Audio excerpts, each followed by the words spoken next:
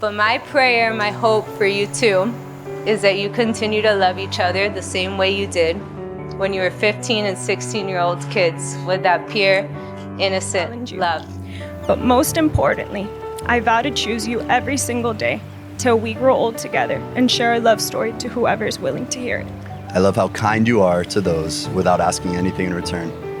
I love how funny you are, because we both know I'm usually not. He's happy because he's playing a new game.